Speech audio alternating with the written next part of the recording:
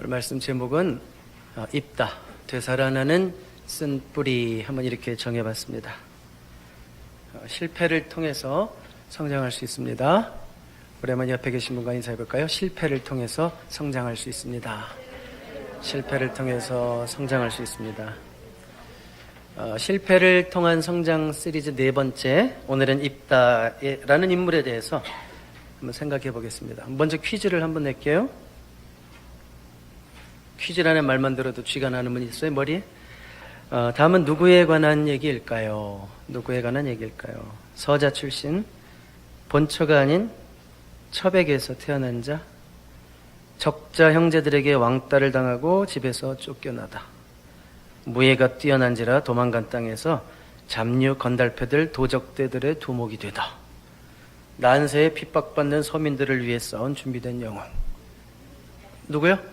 예, 그렇죠. 한국 역사를 조금이라도 아는 사람은 홍길동 얘기네? 우리 애들도 홍길동은 알아요. 미국에서 자랐지만. 그런데 이스라엘 사사 입다의 이야기이기도 합니다. 입다의 생애를 보면 그 태생이나 환경이 홍길동이랑 똑같습니다. 그래서 이스라엘판 홍길동 같은 자가 입다다, 이렇게 생각하시면 되겠죠. 그러니까 입다, 이 사람 저와 여러분보다 환경이 좋았던 사람이에요, 나빴던 사람이에요? 자, 이렇게 불리하게 출발한 인생이에요. 우리 한번 1절 2절 볼까요? 길르앗 사람 입다. 길르앗이라는 것은 이제 요단강 동편 지역을 말하죠. 땅을 정복할 때 사실은 요단강을 다 건넌 게 아니에요. 건너기 전에 한 세 지파가 일부 땅을 나눠 가졌는데 그냥 대충 크게 봐서 요단강 동편 땅을 그냥 길르앗이다, 보통 이렇게 얘기해요. 길르앗 출신 중에도 유명한 스타 하나 있어요. 여러분이 잘 아는 엘리야. 이분도 길르앗 출신이고. 근데 이제 입다를 소개하기를, 입다는 큰 용사였으니, 자, 여기 큰 용사였다라는 말은 쌈 잘했다, 그런 얘기예요. 주먹 세고 칼 잘 쓰고 뭐 그런 사람이다, 그런 얘기죠. 자, 그런데 어디서 태어났어요? 누구에게서? 기생이. 아버지 이름은 길르앗이고요. 지역도 길르앗이지만 기생이 길르앗에게서 낳은 아들이었다 그랬습니다. 그러니까 세상 말로 팔자가 정말 나쁘죠? 태어날 때 금수저 물고 태어났어요? 아니죠. 흙수저예요, 흙수저. 아주 힘든 과정에서 또 태어나서 자랍니다. 여러분, 성장 과정에서 쉬웠겠어요? 힘들었겠어요? 그 시대에, 우리나라 꼭 조선시대만 생각해도 알 것 같아요. 일단 성장 과정에서 그 적자들, 본처의 자식들에게 놀림과 거절, 그런 것 때문에 그 마음에, 어린 마음에 얼마나 상처가 많았을까. 그러면 사람은 어때요? 그렇게 거절당하고 따돌림 당하고 왕따 당하면 마음에, 바보 같은 사람은 그냥 축 처지지만 좀 성질이 있으면 어떻게 되겠어요? 마음에 독을 품이, 독을. 아마 그래서 살아남기 위해 힘을 더 키웠는지도 몰라요. 그래서 큰 용사라고 소개하는 거 보니까 내가 다른 건 안 되니까 힘이나 키우자, 싸움이라도 잘해야지. 아마 그래서 주먹도 잘 쓰고 칼을 잘 쓰는 이 무예가 출중했던 사람으로 자라났던 것 같아요. 이 입다의 인생 전반전은 정말 볼 것이 없습니다. 남들과 비교해보면 정말 불리하게 출발했죠. 그런 입다에게 큰 기회가 와요. 우리 한번 3절로 넘어가 볼까요? 자, 우리 11장 3절을 제가 읽어볼게요. 이에 입다가 그의 형제들을 피하여, 이제 쫓겨난 거죠. 돕당에 거주함에 잡류가 그에게로 모여와서 그와 함께 출입하였더라, 이런 표현이 있어요. 그와 함께 출입하였더라. 잡류라는 것은요, 히브리어로 보니까 렉 에너시, 원어로 보니까 그렇게 되는데 무가치한 놈들, 이런 뜻이에요. 그러니까 뭐 건달들, 뭐 이런 사람들 그냥 다 모인 거예요. 자, 그런데 그들이 하나의 군사 세력이 되는 거예요. 그 잡류들이, 건달들이, 깡패들이, 갱스터들이 그냥 모여가지고 그 나라가 어렵고 힘들 때, 그것도 홍길동이랑 똑같잖아요. 그렇죠? 네, 똑같아요. 자, 나름대로 입다는 무슨 훈련을 하고 있냐면 리더십 훈련을 하고 있어요. 누가 중요하지 않아요. 뭐 그 무가치한 사람들이라도 사실 좋은 리더를 만나면 가치 있는 사람이 되는 거예요. 그래서 이렇게 건달들을 이렇게 돌보면서 그의 리더십이 훈련되는 거죠. 누구랑 비슷한 것 같아요? 여러분, 이스라엘 역사에서 유명한 왕 아둘람 굴에 이상한 사람들, 불쌍한 사람들, 갈데 없는 사람들 막 400명 몰려오고 600명 몰려오고 그들 다 걷어먹이고 도와줬던 사람이 누구예요? 이스라엘 역사에서. 다윗 임금 아니에요. 다윗이 거기서 훈련한 거죠. 다른 데서 훈련한 게 아니에요. 무슨 리더십 아카데미? 이런 데 안 갔어요. 세미나 가본 적도 없고 그냥 자기에게 오는 사람들 훈련해주고 돌봐주고 이러면서 왕으로서의 리더십이 생기고 품위가 훈련되는 거예요. 이렇게 어떤 면에서 이것이 이제는 입다가 기회를 얻을 수 있는 일이 되는 거예요. 여러분, 기회는요 아무에게나 오는 게 아닙니다. 준비된 자에게만 기회가 와요. 나라가 어려울 때 지금 막 이제 좀 있으면 장로들이 몰려옵니다. 이거 우리 큰일 났는데 우리의 좀 우두머리가 돼주겠어? 무슨 얘기예요? 입다밖에는 의지할 사람이 없었다는 거예요. 그 시대에. 입다 외에는 준비된 자가 없었다는 거예요. 이렇게 나름대로 준비되어 있으니까 기회가 오는 거예요. 우리가 살다 보면 뭐 평생에 큰 기회가 3번은 누구에게나 옵니다. 뭐 이런 얘기하는 분이 있어요. 인생 가운데. 누구에게나 3번은 큰 기회가 온대요. 뭐 부자가 될 수 있는 기회, 좋은 사람, 어떤 위인을 만나는 기회, 좋은 위치에 올라가는 기회, 이런 기회들이 평생에 한 3번쯤 온다고 하는데, 근데 그 기회를 아무나 붙잡는 건 아니에요. 준비되어 있는 자만이 기회를 붙잡을 수 있어요. 여러분들에게 앞으로 어떤 기회가 올지 모르니까 뭘 준비해야 될까요? 건강하셔야 되겠죠? 늘 건강관리 잘 하시고 또 실력을 써야 되는 거예요. 그럼 언젠가 그 실력이 쓰임받을 때가 있어요. 그러니까 지금 잘 준비되면 반드시 언젠가 쓰임받게 되는 거예요. 이렇게 입다는 불우한 환경이지만 어떤 면에서 환경을 탓하지 않고 그도 나름대로 신앙의 사람이에요. 입다가 뭐 훌륭하다 이런 얘기는 제가 오늘도 안 할 겁니다. 자, 이렇게 기회가 왔습니다. 그런데 6절부터 보면 이래요. 입다에게 이르되 우리가 암몬 자손과 싸우려 하니 당신이 와서 우리의 장관이 되어주십시오. 그러니까 우리의 커맨더가 되달라 이거예요. 커맨더가 되달라. 그랬을 때 7절 입다가 길르앗 장로들에게 이르되 너희가 전에 나를 미워하여 내 아버지 집에서 쫓아내지 아니하였느냐. 이제 너희가 환난을 당하였다고 어찌하여 내게 왔느냐. 고영민 집사님, 이게 무슨 분위기예요? 뭐가 장렬하고 있어요? 뒤끝이 장렬하고 있는 거예요. 그렇죠? 네. 야, 나를 미워서 쫓아낼 때는 언제고 이제 와서 어려우니까 나 찾니? 이거 뭐예요? 뒤끝이 뒤끝. 그런 얘기잖아요. 뭐 성경이라고 너무 거룩하게 읽지 말고 국어 실력을 가지고 읽으세요. 네? 그러니까 입다가 인간이잖아요. 그러니까 요놈들 아마 속으로 뭐 그런 얘기 했을지도 몰라요. 야, 내가 너희들 때문에 얼마나 피눈물을 흘렸는지 아니? 남의 눈에 피눈물 흘리게 하면 니네들도 피눈물 흘리게 돼 있어. 이놈들아, 쌤통이다. 당해봐라. 나는 든든하다. 아마 속으로 이런 얘기 했을지도 몰라요. 여러분, 그러니까 입다는 그렇게 뭐 굉장히 인격이 훌륭한, 성경에 나온다고 그래서 다 위인이 아니에요, 여러분. 우리와 성장이 같은 사람이고 때로는 우리보다 더 못한 사람도 있는 거예요. 자, 여러분, 뒤끝 있는 사람은 비호감입니다. Anyway, 예수 믿으면 뒤끝이 없어야 돼요. 저는 예수 믿는다고 하면서도 뒤끝이 있는 사람은 진짜 이해할 수가 없어요. 예수를 믿는다는 것의 가장 그 핵심적인 본질은 용서받은 자고, 내가 용서받았기 때문에 남들을 용서할 수 있는 어떤 그런 내적 자원이 있는 자가 그리스도인이거든요. 근데 그리스도인이라고 하면서 뒤끝이 있어. 뒤끝 있지도 않아. 뭐 서운한 일 한 번 있으면 한 1년 후에도 나와. 그때 네가 그랬잖아 뭐 이러면서. 야, 이거는 예수 믿는 자 아니에요. 이건 말로만 예수 믿는 거지. 예수 믿는 자는 뒤끝이 있을 수가 없어요. 잘 잊어먹어요. 예수 믿는 자들은 단순해져요. 남들이 나에게 잘못한 건 금방 잊어먹어. 또 이상하게 또 남들이 나에게 잘한 거는 두고두고 기억해. 감사가 있고. 이게 예수 믿는 자인 줄로 믿습니다. 근데 있다는 뒤끝이 있다 없다? 있어요. 그런데 우리 8절에 보니까 여긴 없어요. 제가 읽어드릴게요. 길르앗 장로들이 입다에게 이르되 이제 우리가 당신을 찾아온 것은 우리와 함께 가서 암몬 자손과 싸우게 하려 함이니 그리하면 당신이 우리 길르앗 모든 주민의 머리가 되리라. 자, 그러니까 지금 입다에게 요청을 하는데 야, 뭐 이제 와서 왜 도와달라고 그래? 이렇게 반응하니까 무슨 조건을 내거는 거예요. 그 장로들이, 길르앗 사람들이. 전쟁만 해줘. 그러면 높은 자리 하나 줄게. 그런 얘기죠. 그랬을 때 9절 입다가 길앗 장로들에게 이르되 너희가 나를 데리고 고향으로 돌아가서 암몬 자손과 싸우갈 때 만일 여호와께서 그들을 내게 넘겨주시면 내가 과연 너희의 머리가 되겠느냐? 이게 무슨 뜻일까요? 그런 얘기죠. 진짜야? 싸우고 이기고 그러면 내가 진짜 우두머리 되는 거야? 그런 얘기죠. 10절 길앗 장로들이 입다에게 이르되 여호와는 우리 사이의 증인이시니 당신의 말대로 우리가 그렇게 행하리이다. 우리가 한 말 맞아. 그런 얘기죠. 자, 국어 실력 가지고 읽으라고요. 성경을 너무 이상하게 뭐 이러면서 단어 하나에 의미 부여하지 말고. 여기 그런 거 없어요. 자, 그러니까 제가 여러분들에게 드리고 싶은 질문은 뭔가 하면 입다가 결국 자기를 찾아온 사람들의 부탁을 들어주는 거죠. 지금 내용이.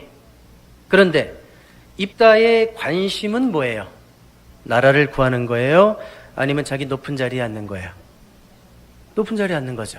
여기 나라를 구하고 싶은 애국심에 불타고 하나님을 향한 충성 이런 거 있어요, 없어요? 뭐 아직까지는 그런 거 보이지 않습니다.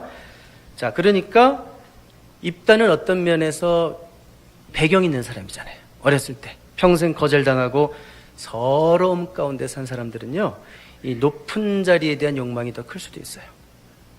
제가 아는 분이 있어요. 이분은 어린 시절을 정말 찢어지게 가난하게. 이분은요, 가난이라는 말만 들어도 싫대요. 그런데 자기가 어렸을 때 너무 찢어지게 가난하게 사니까 자기 인생에서 보상받고 싶은 욕구가 너무 강해요. 여러분, 너무 어렵게 산 사람들 보면 그 인생에 어떤 투쟁이 있어요. 가만히 보면. 저처럼 부모님의 사랑만 받고 자란 사람들은 여유가 있잖아요. 뭐 여러분 어떻게 보시는지 모르겠지만 어쨌든 이렇게 인생에서 막 보상받고 싶은 욕구가 강하다 보니까 어떻게든 높은 자리에 가려고 돈을 더 벌려고 얼마나 애를 쓰는지. 그리고요, 나에게 유리한 사람이 있다.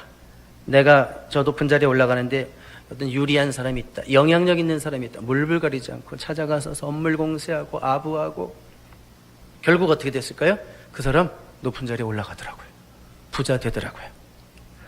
자, 입다는 어떤 면에서 이런 면이 있는 사람이래요. 그러니까 그 높은 자리가 입다에게는 굉장히 중요한 거예요. 어려서부터 받은 그 상처, 거절감, 리젝션. 그거는 그런 식으로 지금 나의 삶에서 그게 과민 반응으로 나오는 거죠. 그래서 입다는 그 자리를 차지하기 위해서 전쟁에 나가는 거예요. 이런 자가 누구예요? 하나님이 세우신 사사, 쩌지. 하나님의 세우신 사사 입다라는 거예요. 자, 지난번 기드온에 이어서 저는 오늘 입다를 깎아내리고 있는 중입니까? 아니요. 성경에 있는 그대로 얘기하는 거예요. 깎아내리지 않습니다. 근데 저는 입다에 대해서 설교한 어떤 목사님들의 설교문을 읽다가 좀 당황했어요. 이거 분명히 성경에 이렇게 쓰이지 않은데? 입다가 뒤끝이 없대요. 너무 신앙이 훌륭해서 마음을 관대하게 해가지고 그들의 요청을 내 과거는 다 잊고 그냥 수용한 거래요. 어디 그래요? 이거 아니잖아요. 분명히 보니까 그 자리 때문에 싸운 것뿐이고. 그렇습니다. 여러분, 우리가 사사기에 초점을 놓치면 안 돼요. 사사기 사사시대는 이스라엘의 최고의 영적 암흑기였어요. 그리고 그 시대는 막 사는 시대예요. 막 사는 시대. 사사기는 21장 25절에 보면 어떻게 끝나냐면 그때에는 왕이 없었으므로 자기 생각에 소견에 옳은 대로 행하였더라. 이거 쉽게 말하면 개판으로 막 살았다 이 얘기예요. 자기 생각대로. 하나님도 없고 나를 다스리는 그 누구도 없는 거예요. 내가 왕이에요. 내 멋대로 산 시대. 그 시대가 바로 사사시대고요. 그렇기 때문에 이 사사기에 등장하는 이 저지스 사사들, 밀리터리 리더들, 이 사람들은 영웅이라기보다는 오히려 하나님이 일하셨구나. 이거 하나님이 진짜 살아계시긴 한가 보다. 이걸 드러내기 좋은 인물들이에요. 그렇죠? 제가 이렇게 얘기해도 어떤 분들은 인정을 안 해요. 그래도 입단데 그래도 삼손인데 이런 분 있어요. 여러분 다음 주에 우리가 삼손에 대해서 볼 거예요. 삼손을 보면 여러분 제 말을 더 인정하게 될 거예요. 여러분 삼손이 어떤 사람이에요? 여러분 나실인? 하나님께 나면서부터 드려졌어요. 근데 하나님께 드려진 사람처럼 삽니까? 우리가 생각할 때 나쁜 죄된 모습은 다 가지고 있어요. 분노, 나태, 탐색, 여자 밝힌다 이거예요. 무절제 등등. 이게 글쎄 하나님이 택하신 어려서부터 하나님께 드려진 삼손의 삶에 계속 반복적으로 나타나요. 그러니까 하나님이 그냥 쓰시긴 쓰시는데, 그래 너는 그냥 마지막까지 내가 널 쓰긴 하지만 그만 알아 이제 이러잖아요. 자, 그러니까 우리가 사사기의 인물들을 보면 사사기의 영웅들 이게 아니라, 이야 하나님이 이런 사람들을 통해서도 일하시는구나. 굉장한 복음이라고 그랬죠 제가. 이야 하나님이 이런 사람들까지 쓰신다면 여기 계신 분들 중에 쓰지 못할 분들은, 쓰임받지 못할 분은 아무도 없다 그런 얘기예요. 그래도 난 아닌데요, 이런 분까지도 하나님이 쓰실 수 있다는 거예요. 근데 제가 그래서 하고 싶은 얘기가 있어요. 여러분, 이런 사람 쓰시는구나. 제가 하고 싶은 얘기는, 우리가 신앙생활 하면서 너무 폼 잡지 마세요. 힘 좀 빼세요. 그냥 막 눈이 반짝반짝 너무 똑똑해가지고 눈알이 그냥 반짝반짝. 그거 보기 좋던가요? 우리나 입다나, 우리나 삼손이나 50보 100보다 그 얘기예요. 내가 이번 주는 조금 더 잘 살았으니까 옆 사람에게 큰 소리 쳐도 돼요? 안 돼요. 힘 좀 빼요. 너무 거룩한 척 하지 말고, 성경 많이 읽은 티 좀 내지 말고, 제발. 기도할 때 목에 힘주지 말고, 평상시에 말 잘하다가 기도만 시키면 할렐루야 이러지 말고, 제발. 그런 사람 정말 매력 없어요. 꼭 어떤 사람들 보면 무슨 교회가 찍어낸 사람 같아. 말투도 그냥 할렐루야 아멘 맨날 이런 말만 하고, 속이 할렐루야 아멘이야지 무슨 형식적으로 맨날 입으로만. 여러분, 무게를 잡으면 하나님 쓰기가 너무 힘들어요. 우리가 힘 빼고 가벼워져야 하나님이 들어 쓰시는 거예요. 그렇죠? 가벼워야지 하나님이 들어 쓰시지. 너무 무게 잡으면 하나님도 못 들어요, 그 사람. 힘 뺍시다. 우리 폼 잡지 마세요. 마치 나는 어떤 신앙적 우월감에 빠져서 남들 가르치려고 하지 마세요, 제발. 너 왜 성경 안 읽어? 그러면서 도끼는 뜨지 마세요. 기도만 하려고 그러면 목소리 바꾸지 마세요. 자연스러워야 되는 거예요. 예수 믿는다는 것은 정말 힘 빼고 겸손해지고 자연스러워지고, 예수의 향기가 그냥 자연스럽게 흘러나야지. 인위적으로 나는 예수의 사람이야 이럴수록 예수의 사람이 같지가 않아요. 제 중심에서 여러분들에게 하고 싶은 얘기가 무슨 얘기인지 아시겠죠? 최소한 은사 공동체에 속한 사람들은 좀 자연스러운 성도들 되시기 바랍니다. 자, 그래서 이렇게 입다와 같이 정말 결코 무겁지 않은 인생을 하나님이 쓰시는 거예요. 그래서 이제 11장 이제 우리가 2절 이하에 보면 결국은 이제 암몬 족속과 싸우는데 전쟁에서 이깁니다. 여러 가지 내용이 있어요. 다 얘기할 수는 없어요. 입다를 제가 한 주 얘기하려니까 많이 줄이는데, 하여튼 외교적으로 어떻게 잘해가지고 좀 싸우지 않고 해결하려고 그랬는데 이 모압이 막무가내입니다. 그래서 결국은 입다가 무력을 써서 크게 물리치죠. 그런데 문제가 생겼어요.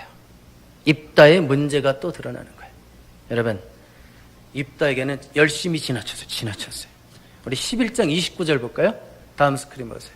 이에 여호와의 영이 입다에게 마시니 입다가 길르앗과 므낫세를 지나서 길르앗의 미스바에 이르고 길르앗의 미스바에서부터 암몬 자손에게로 나아갈 때에, 그 다음 보세요.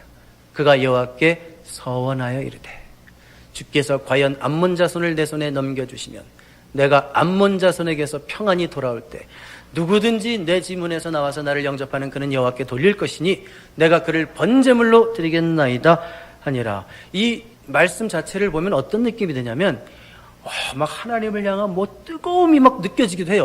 얼핏 보면 하나님 승리만 주시면 그냥 내가 승리하고 돌아올 때, 개선장군할 때 나를 맞이하는 거 누구든지 그냥 내가 하나님께 드리겠습니다. 여러분, 열심은 있는데 열심히 지나치면 반드시 누군가에게 상처를 줄 수도 있어요. 여러분, 자신의 신앙적 열심 때문에 타인을 곤란하게 하는 사람들 많죠. 주변에 보면 자신의 신앙적 열심 때문에 말로 툭툭 사람들 상처 주는 사람 되게 많아요. 자기는 몰라요. 그것도 내 말이 얼마나 교만하고 남에게 상처를 주는 말인지. 이게 바로 입다의 문제였어요. 왜 이런 서원을 할까요? 여러분, 보통 서원은 왜 하는 거예요? 성경에 보면 두 가지가 있어요. 하나는 하나님의 특별한 도움을 입고 싶어서. 일종의 딜입니다, 이 서원은. 그러니까 야곱이 그런 적이 있었죠. 창세기 28장에서. 하나님, 이 사다리 환상을 보고 막 두렵고 막 뭔가 느낌은 오는데 두려운 거예요. 하나님, 나 고향으로 잘 돌아오게 하시면 하나님이 나의 하나님이 될 것이요, 내가 하나님의 집을 짓고 내가 하나님을 위해서 11조도 드리고 다 하겠습니다. 다 하겠습니다. 살려만 주시면. 그게 바로 이제 그런 서원이죠. 하나님께 어떤 특별한 은혜를 얻고 싶어서 서원하는 거예요. 하나님, 제가 이렇게 100만 불을 드릴 테니까 하나님, 앞으로 내가 해야 되는 사업 1000만 불짜리 잘 되게 해주세요. 이런 식으로 뭔가 복을 받기 위해서 하나님한테 딜을 거는 거. 이제 이런 서원이 있고, 또 하나는 뭔가 하면 진짜 감사해서, 하나님의 은혜에 감사해서 그냥 이 감사를 헌신으로 표하는 경우가 있어요. 여러분, 삼손의 부모가 삼손을 나면서부터 나시린으로 드렸단 말이에요. 나시린, 구별된 자로 드렸다는 거예요. 왜 드렸을까요? 너무 원래 못 낳는 자식을 이렇게 주시니까 감사해서. 또 사무엘의 엄마 한나도 사무엘을 바쳐버렸죠. 왜요? 애를 뵐 수 없었는데 하나님이 임신하게 하셔서 낳게 하시니까 너무 은혜에 감사해서 바치는 거예요. 이런 게 서원인데, 입다의 경우는 첫 번째 거예요, 두 번째 거예요? 그러니까 첫 번째 거 뭐냐면 하나님의 어떤 특별한 도움을 얻어야 되니까, 이게 첫 번째고, 두 번째는 하나님이 해주신 것에 대해서 감사해서 헌신의 표시로. 그러니까 입다의 서원은 첫 번째 거예요, 두 번째 거예요? 그렇죠, 첫 번째 거란 말이에요. 자, 그런데 이런 서원은 어떻게 보면 확신이 없어서, 불안해서 하나님과 딜하는 거예요. 그러니까 입다의 서원은 어떤 얘기냐면, 주님, 승리만 주신다면 뭐든 바치겠습니다. 나에게 승리만 주신다면 뭐든 바치겠습니다. 그러니까 그 서원의 밑바탕에는 불신앙이 깔려있는 거예요. 하나님의 영이 이미 임해서 전쟁에 나가서 그냥 싸우기만 하면 되는데 여전히 불안한 거예요. 그러니까 하나님, 뭐든지 바칠 테니까 제발 승리만 주세요. 그리고 불신앙이 깔려있는 거죠. 그리고 무엇보다도 입다의 서원은 정말 위험한 서원이었습니다. 하나님, 누구든지 나를 제일 처음으로 맞이하는 그것, 그게 3인칭 대명사예요. 그러니까 그게 무슨 물건이 올 수도 있고, 전쟁 끝나고 내가 딱 갔는데 무슨 짐승이 올 수도 있고, 사람이 올 수도 있고, 그런 거예요. 그렇게 얘기한 거예요. 뭐든지, 누가 오든지, 사람이 오든지, 짐승이 오든지, 물건이 오든지, 의자가 오든지 하나님께 바쳐버리겠습니다. 이게 말이 안 되죠. 만약에 개가 오면 어떻게, 개가 꼬리를 흔들면서. 이스라엘 제사법에 개를 하나님께 제물로 드릴 수 있어요, 없어요? 없죠.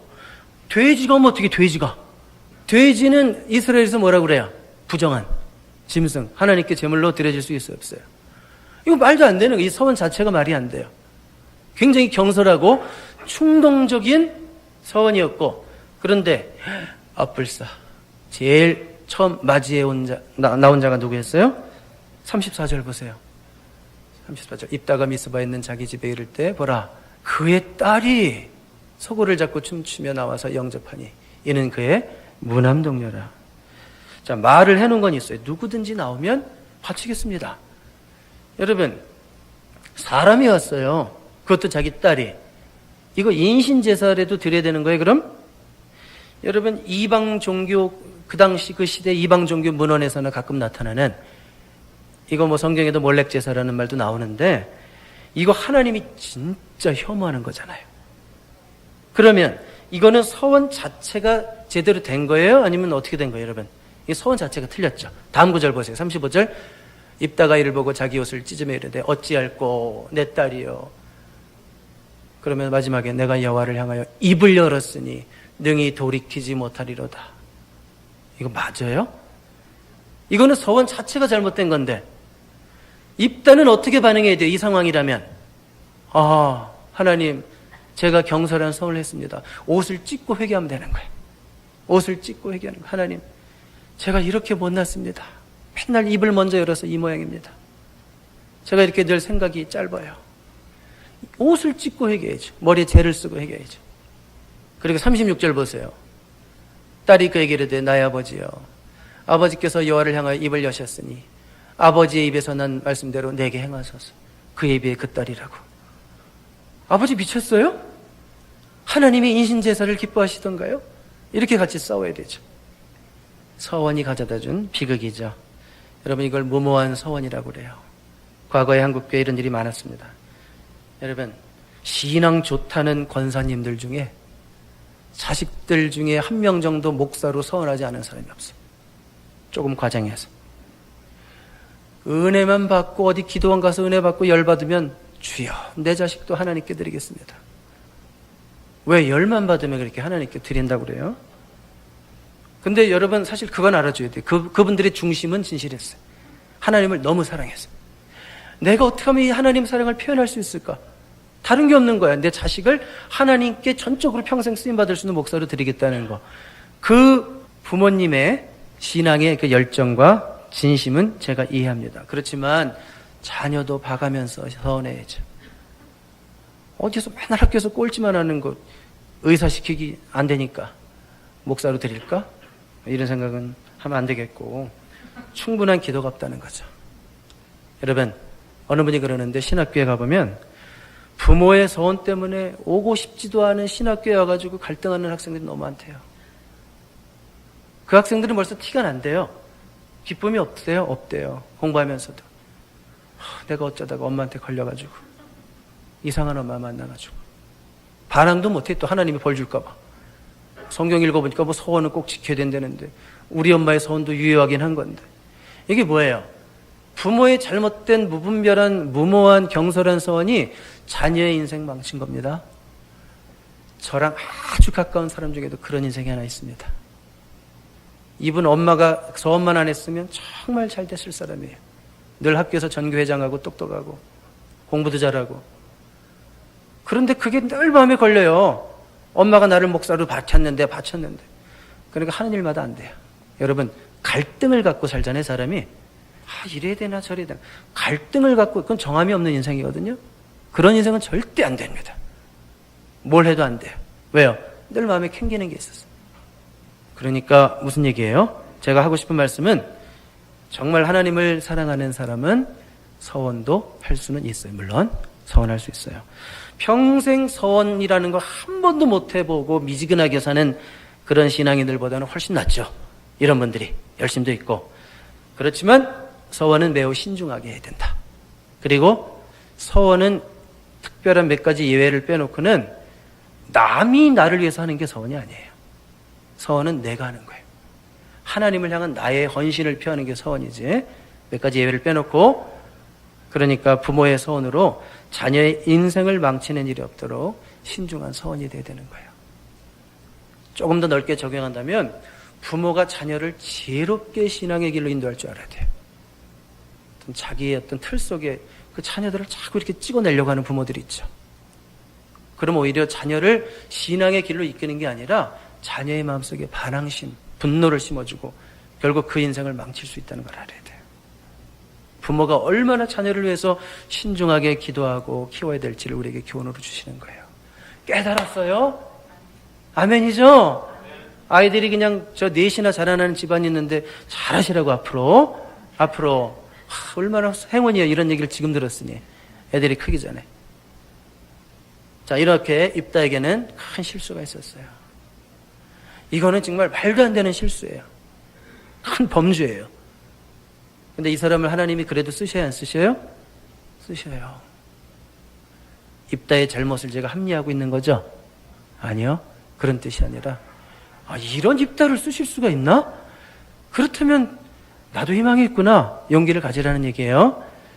자, 전쟁에서 승리하고 돌아왔어요. 12장 1절 보세요.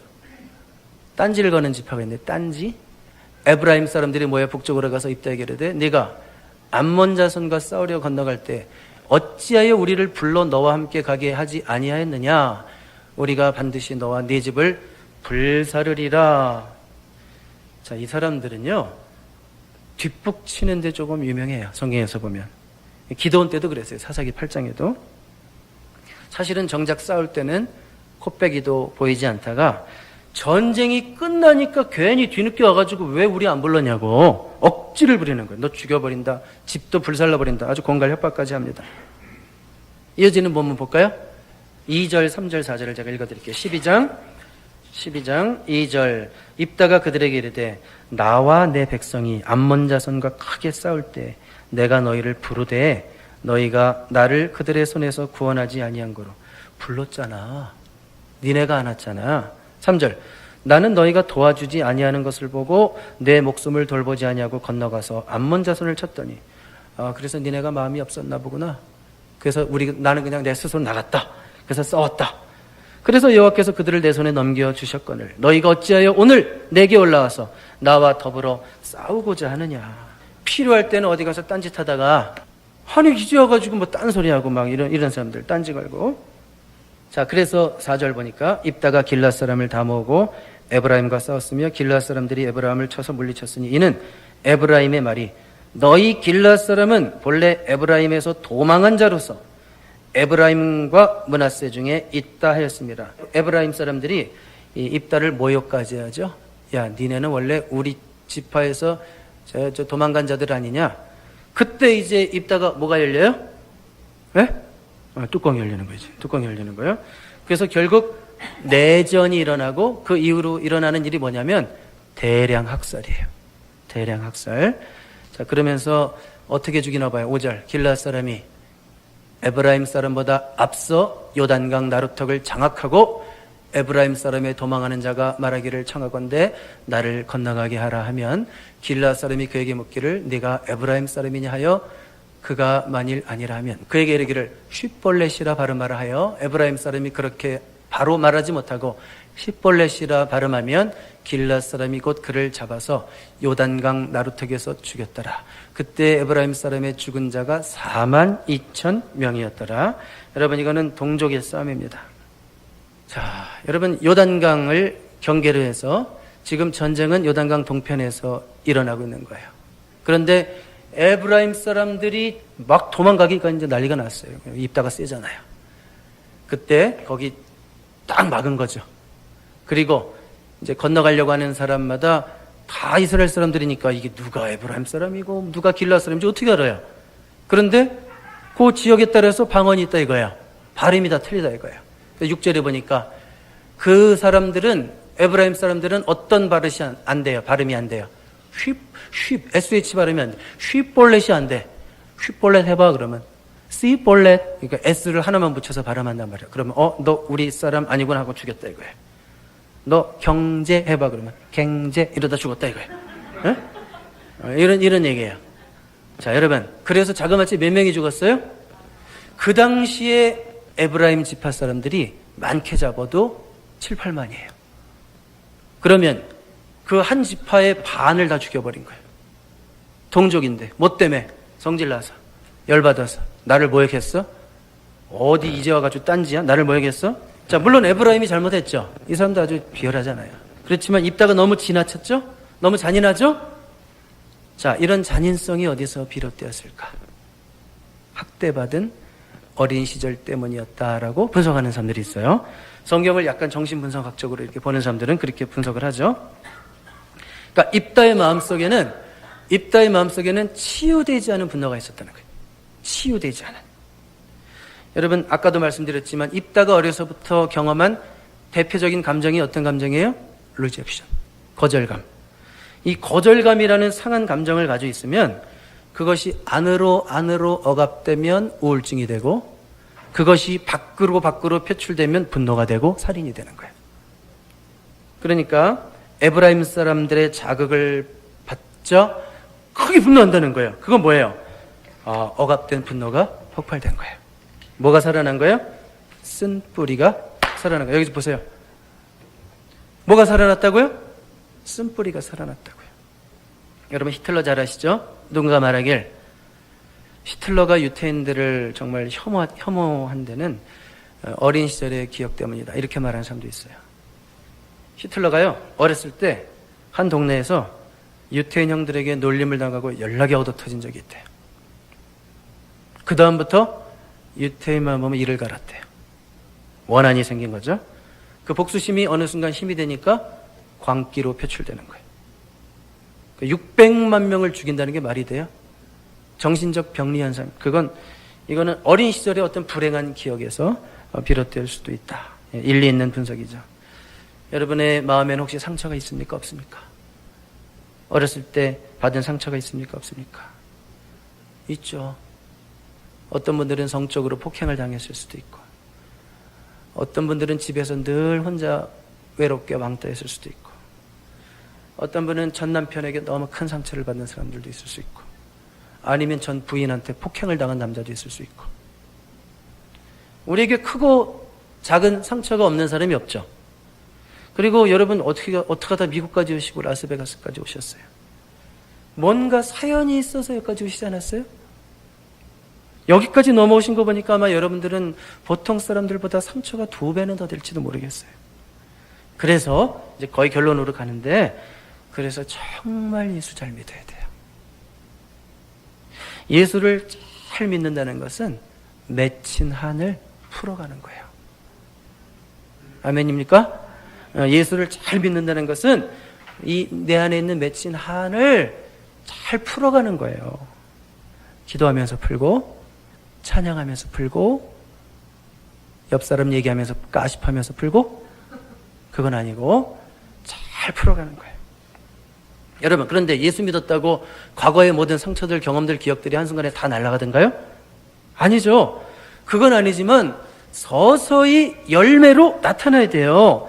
성품이 바뀌어가야 돼요. 예수 향기가 나타내야 됩니다.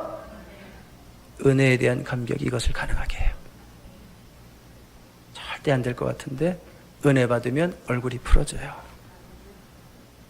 하루 이틀에 되는 건 아니지만, 그래서 성경은 영적 훈련을 그렇게 강조하는 거예요. 우리가 날마다 하나님 앞에 무릎 꿇을 수밖에 없는 이유가 여기 있어요. 어떤 사람은 기도를 많이 해도 문제예요. 자기 고집만 세지니까.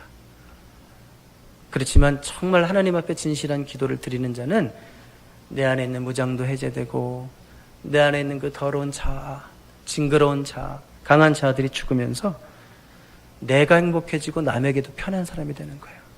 사람들이 나를 불편해한다? 분명히 이유가 있어요. 그 사람이 불편한 거예요. 내가 불편하니까 남을 불편하게 하는 거예요. 내가 편하고 행복하면 반드시 그걸 남에게도 전달하게 돼 있어요.